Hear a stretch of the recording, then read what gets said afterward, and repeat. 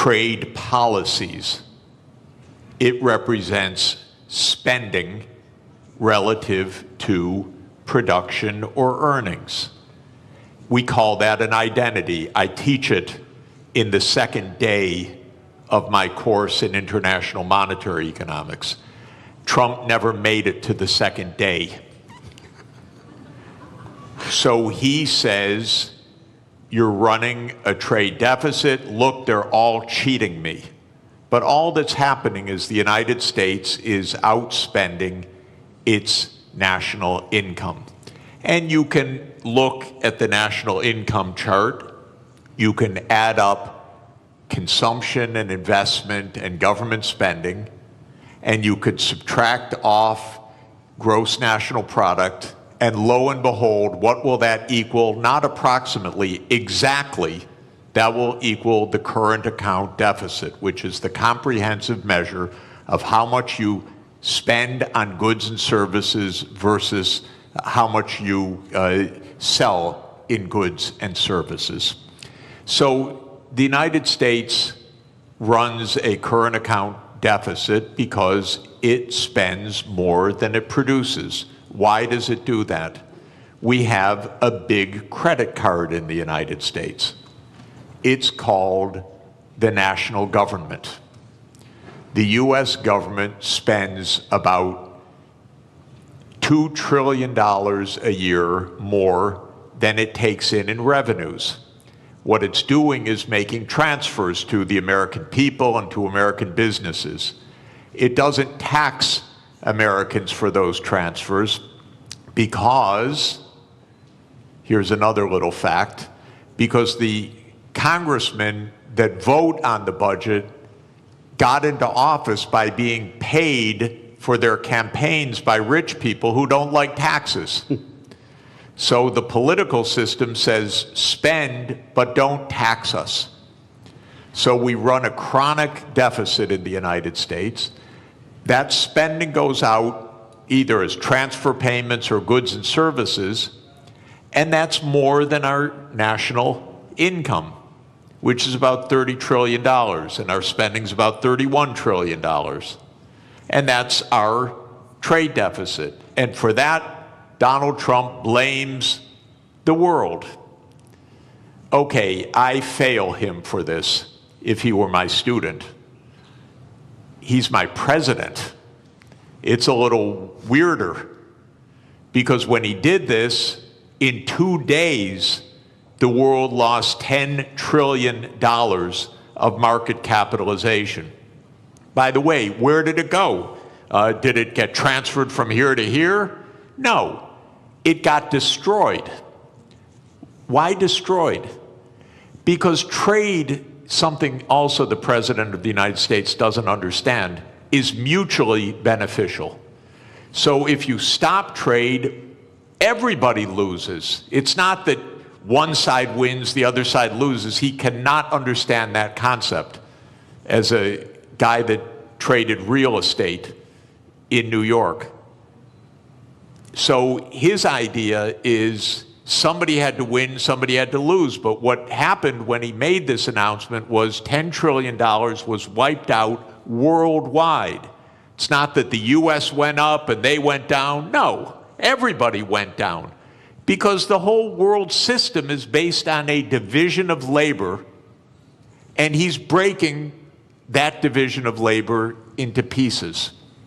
So then people said, this doesn't make sense. Even the very rich people that gave him the money for him to get into office started saying this doesn't make sense. The hedge fund managers who were his big campaign contributors, Elon Musk, who paid for his election, became prime minister. He said this doesn't make sense. And then the markets said this doesn't make sense. Not only $10 trillion, but as the finance minister said, interest rates started to rise because people began to dump U.S. Treasury debt. The safest thing in the world, apparently. So, interesting what happened. It's not quite true that he reversed things. First, he left on this 10% tariff. except for one country, for China, 145% where he on some raised products. the tariff rates. That's because the United States has a deep, neurotic attachment to China. The U.S. political system hates China. Why? Because China's big and successful. And so that the U.S. hates. It's a rival, it's a competitor, and so this is the one thing he left on. Now, he's going to mess up everything with this too, because in a trade war between the U.S. and China, China wins. China does not depend on the U.S. market very much. It's about 12% of China's exports. China will do just fine. It's just dumb policy. There's no more, sorry to say it, there's just no more explanation to this than that. It makes no sense. Now, it raises, if I could, just one last point. How can this happen when it makes no sense? And that people should understand, we are in one-person rule in the United States. Our political system is in a state of collapse. What President Trump did is an emergency decree. Everything he does is an emergency decree. Literally, you can go on to whitehouse.gov and then follow the menu to executive decrees. And there are dozens of them. And each one starts the same way. With the powers invested in me as President of the United States, I hereby declare A, nonsense, B, nonsense, C, nonsense. Because he's king. Those powers are not invested in the President of the United States. They're invested in the Congress. You read Article 1, Section 8 of our Constitution. It says that all duties originate with the Congress. And specifically in the lower house, all legislation has to start in the House of Representatives. But the U.S., starting in 1945 after World War II, became a military state to a large extent. And so it sprinkled in its legislation emergency, emergency, emergency.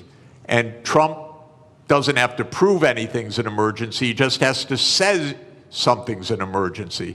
So suddenly the trade deficit became an emergency, and on that basis he issues a one-person rule. Even his aides don't know what he's doing. You raise one final interesting issue, which is that the market recovered about $4 trillion when he reversed. Anyone who knew that 5 minutes before made billions. This is not the cleanest government in the world, I can tell you. I'd be hugely surprised if some people didn't know just a bit ahead of time, starting with members of the U.S. Congress, by the way. Look, we'll get into the more general issues about protectionism and the end of globalization, in a minute, but I think what's happening and the directives coming from the White House is such a perfect example of what this panel is about. I'd just like to stay on this just for a few more minutes. Minister, is protectionism always a short-term aim, and does it always come at the expense of the longer-term gain? Donald Trump hasn't said it in public, but apparently in private, during his first term, he was asked about the problem of the U.S. national debt. And his answer was, I don't care because I'll be dead by the time it's a problem. And apparently that's also his approach to the climate crisis. So is this protectionism coming from the White House a short-term fix which is going to hurt America in the longer term in terms of how it grows? It's not a fix. It's apparently a quick fix, but it's fundamentally flawed, as Professor has very clearly stated. Look, protectionism is nothing new. If you look at post-global financial crisis, the number of annual trade restrictions have gone up dramatically. In fact, like last year, there were over 3,200 trade restrictions. that is almost 11 times higher than what it was pre-global financial crisis. So this has been a trend, but what we have seen over the past week or two is clearly a new level. This goes beyond some protectionist measures, trade restrictions. This goes into something, an all-out trade war. So that's really worrisome, because if you go back again, if you look at 20 years to global financial crisis, global annual trade growth was 2 times world real GDP growth rate. So in a way, trade was the engine of growth. Mm-hmm. Now that engine has been slow. So if you look at post-global financial crisis, global trade growth barely kept up with real GDP, global GDP growth. So that's no longer really one of the kind of like a strong engine. But I think the way things are now, if current state of affairs is sustained, we may end up actually protectionism dragging global growth. It is not only growth, it's really, there are many, additional fallouts from this type of policies. Absolutely, yeah. Yeah. So the answer to your question, this is not a fix. This is a fundamentally flawed, policy perspective. Obviously, countries have choice. They always have a choice. But we would rather, see world moving back to rule-based, multilateral framework, where everyone benefits. I think I agree with Professor. Over 1 billion people since 1990s have been lifted out of poverty, predominantly in Asia. I'm talking about absolute poverty here. And that's largely thanks to, trade and growth associated with that trade. So it is worrisome that we are now experimenting policies that may actually reverse some of these gains, which I think were very important. 1 billion people out of absolute poverty cannot be underestimated. It's quite significant. Now, admittedly, trade do cause geographic dislocations, but the solution is not protectionism. The solution lies more internal sound policies, structural remedies, but also you can deploy tax policy incentives and other things to address, dislocations in regions caused by, global trade openness. So it's not a level, but protectionism will create more inequalities. It will create bigger problems. Already you've got significant headwinds for global growth. Aging population, high global indebtedness, impending climate crisis. So protectionism is going to be yet another big blow to long-term growth outlook. And that's why growth is barely, sustained at 3%. I think the risk is that we will move to a new era where per capita GDP growth will almost disappear if we continue down this path. Really interesting what you say about protectionism having fallout in other sectors, and we will get on to that, about how it might affect cooperation on the climate crisis, global health, et cetera, But let's use one country as a particular example about how a nation can react to protectionism. So we have the US tariffs, which in 90 days will come into effect beyond the 10% that Donald Trump has placed. Let's take 2 rich countries. UK and Singapore will stay at 10%. Bangladesh and Botswana will both go up to 37%. Laos will be 48%. Syria will be 41%.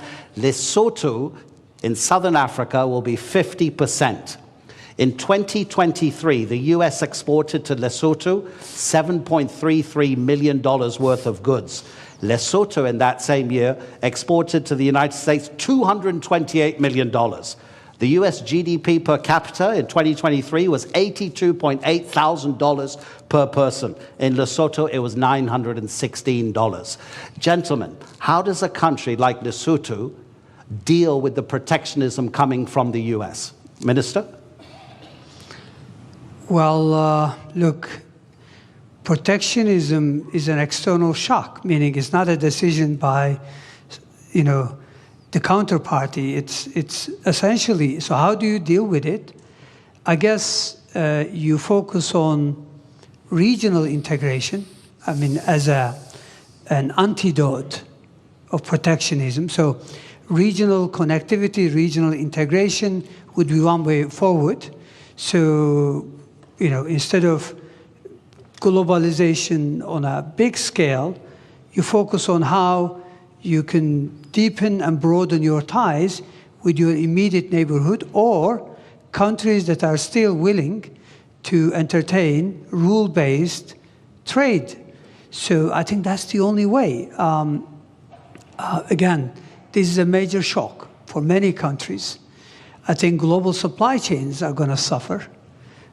This will lead to, already, I think the risk is that capital will be misallocated. Take us, take Turkey, for example. We are the world's second largest of white goods exporter.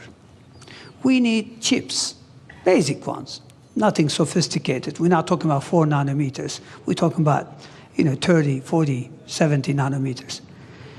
If we're worried that countries are not going to supply that, even though it may not be the most efficient way, we may have to go into a very large capex to see if we could produce them. We are good at something. Other countries are better at something.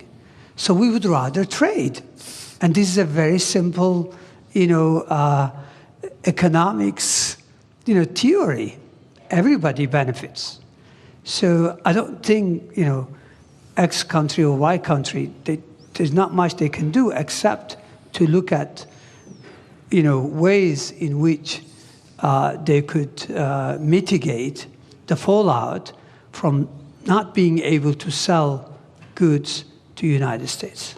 But Professor, that takes a long time to arrange because, of course, the shock is immediate. You can't make deals that quickly, can you? I think the particular tariff rates that Trump announced last week that led to that financial bloodbath are not going to come back. So I don't think we're going to hear again about those numbers after 90 days. 90 days in U.S. time now is infinity. It's eternity. We'll never hear those numbers again. Where did those numbers come from? Something, again, so stupid you can't believe that any country would do this. But the idea is the following. As I said, if you want to know what your trade balance is, you earn some income, so you sell some services to somebody and you buy things. And if you spend what you earn, you're in trade balance. Technically, you're in current account balance. Now, most of us, I work for one employer, my university, so I run a big trade surplus with my university. And then I run a pretty big trade deficit with the grocery store that we buy our groceries from. And if I have to buy shoes, I run a trade deficit with the shoe store and so forth. Trump's idea, just to add to the craziness of it, is that you should run a trade balance with everybody, not an overall trade balance, but a trade balance with everybody. So you should sell a little bit, you should work a little bit for your shoe store, you should work a little bit for your grocery store, you should go around anytime you want to shop, you trade something. I'll write you an essay if you'll sell me shoes. And you make your living somehow trying to balance your trade with all of your counterparts. Well, this is insane. This is why we have a market economy. You don't have to have balance with every transaction that you do with somebody. But what Trump said was, oh, Lesotho, they sell us more than we buy from them. So they're cheating us. That's literally what he said. Literally what he said. Okay, is it completely delusional or rhetoric? It's delusional, okay? Just so you know. It's weird. But anyway, now then he calculated a formula. Okay, Lesotho, we have to tax them by the amount to reduce the imports from them so that we have balance with Lesotho. And then they made some absolutely stupid formula that you would not accept in a first year, third week class. It came out of the U.S. Trade Representative's office. They probably were told, do it overnight, the boss wants it.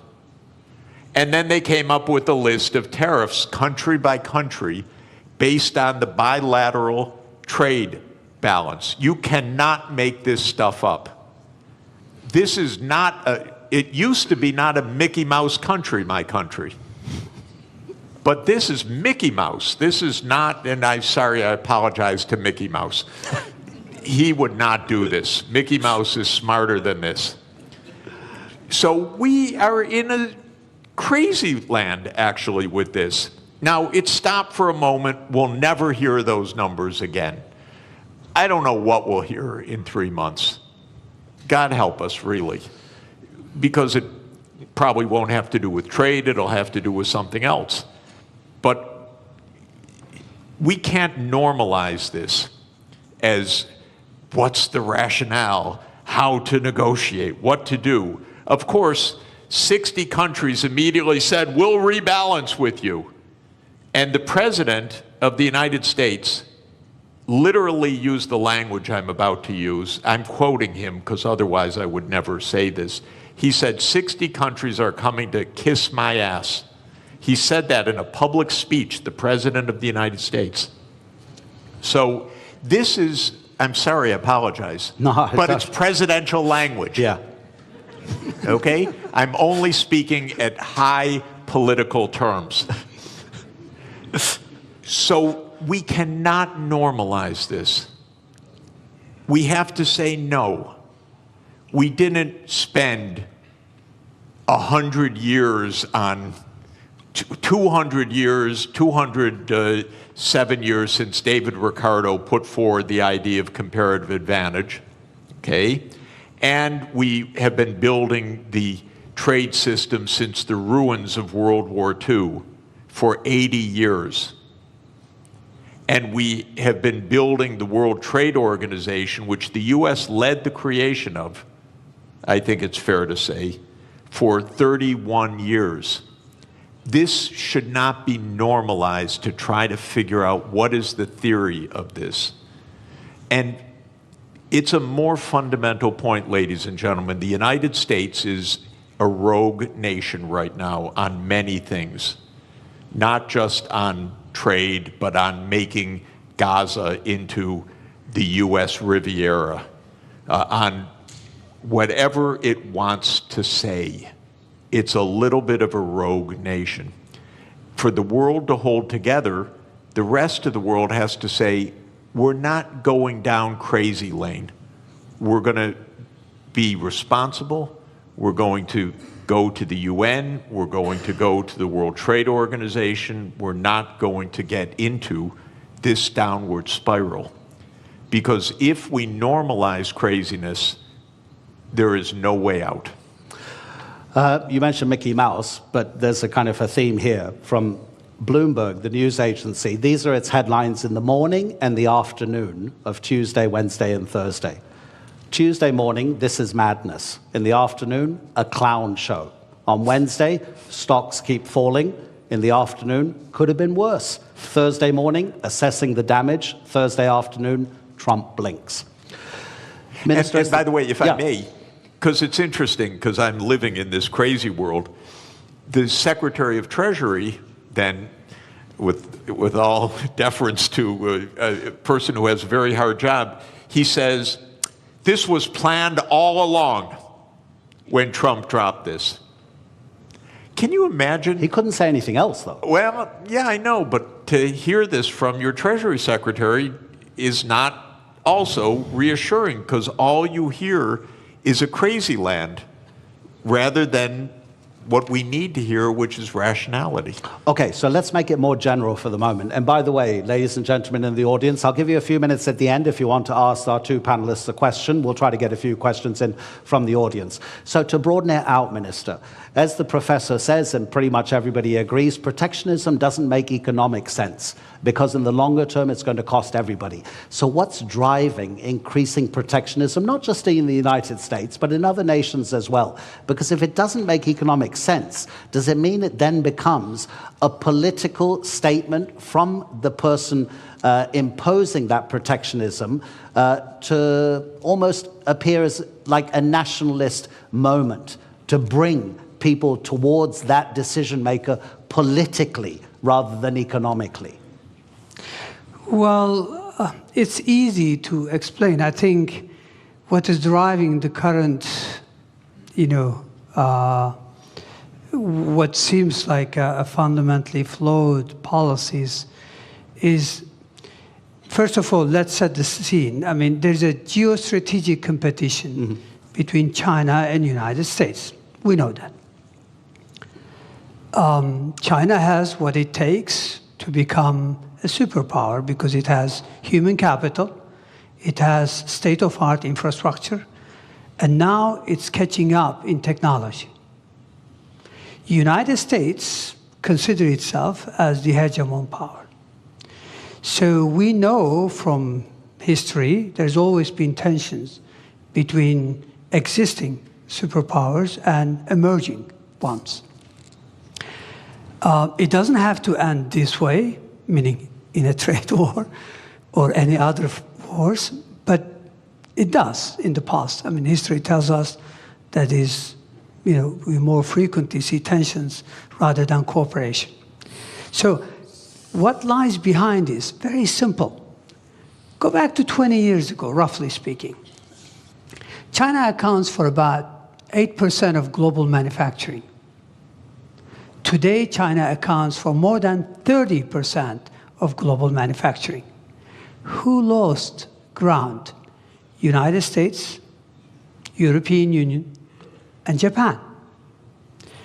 United States clearly also sees this. Again, go back to 20 years ago and just visualize a world map. Which country commands as the main trading partner of the rest of the world? Maps are all over the place. Clearly, it was the United States 20 years ago. Today, it's China. Now, normally, the way you would respond, the way I would respond, is that, look, we need sound policies, structural reforms to regain ground.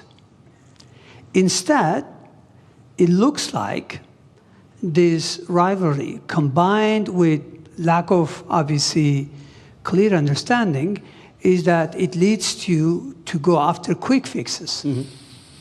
And quick fixes, which is also to do with populism, nationalism, is to blame others and is to present it in a simple fashion. The reality is you have to be more competitive. You have to invest in upskilling, reskilling your population. You have to invest in your infrastructure. And you have to, there's a long list of homework. But those are politically difficult to deliver. They take time, and they're difficult. So structural policy has been lacking in most countries. And when you can't deliver structural transformation, then you rely on monetary policy to fix things. Monetary policy in many parts of the developed world have been doing the heavy lifting over the last couple of decades in the face of difficulties. So my point here is that I think we know what drives it, is losing ground. But how do you regain ground? Again, the sophisticated way would be to do the right thing and deliver on reforms. The easy way would be to blame everyone else